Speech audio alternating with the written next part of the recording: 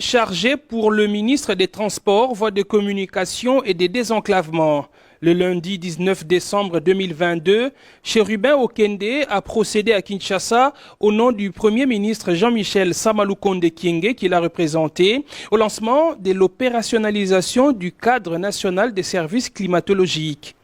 C'est dans le cadre du projet de renforcement des services hydrométéorologiques et climatologiques de la RDC, un financement de la Banque mondiale. La RDC, qui se présente comme pays solution dans la lutte contre le changement climatique, prouve ainsi son engagement dans cette problématique mondiale. À la suite du chef de l'État, notre pays est engagé dans la lutte contre le changement climatique et cela pour nous assurer dans la transition énergétique.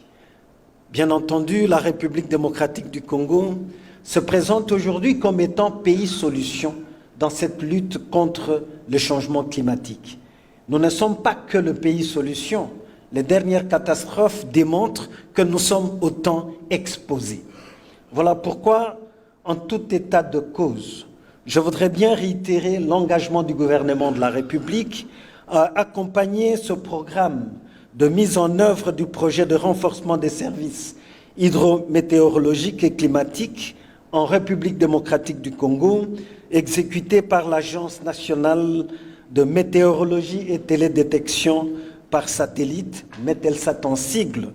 Le ministre des Transports a remis aux représentants des différents ministères le décret du Premier ministre portant opérationnalisation du cadre national des services climatologiques et son plan d'action. Chérubin Okende s'est ensuite rendu au Pullman Hotel où il a coprésidé avec son collègue des Finances Nicolas Kazadi et d'autres membres du gouvernement la cérémonie de signature des contrats des performances entre le gouvernement et les unités de gestion des projets financés par la Banque africaine de développement. Le secteur des transports a le financement le plus important avec plus de 480 millions de dollars américains. De retour à son cabinet, Chérubin Okende a poursuivi son travail d'homme d'État. Ce même lundi 19 décembre 2022, le ministre des Transports, Voies de communication et des désenclavements a signé plusieurs contrats au nom du gouvernement avec la Corporation internationale d'ingénierie nationale chinoise sur la technologie aérienne. Ces contrats vont donner lieu à la construction des aéroports nationaux et internationaux ainsi que des routes d'accès à ces infrastructures aéroportuaires.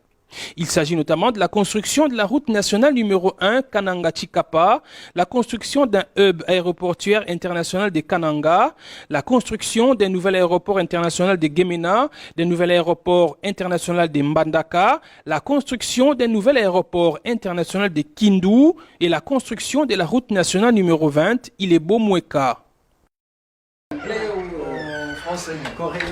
Une journée sans repos pour Chérubin Okende ce lundi 19 décembre 2022. Le ministre des Transports a reçu une délégation de la société Masco Énergie et Construction. Elle a présenté au ministre son projet de réhabilitation du chemin de fer et de la route Kisangani-Ubundu et Kalemi vers les villes de l'Est de la RDC. Son Excellence a beaucoup apprécié notre présence et il a souhaité que nous puissions avoir un canevas qui soit aussi bref que possible pour que nous puissions déjà commencer les travaux en ce qui concerne les études de faisabilité. Les études de faisabilité seront lancées dans les tout prochains jours.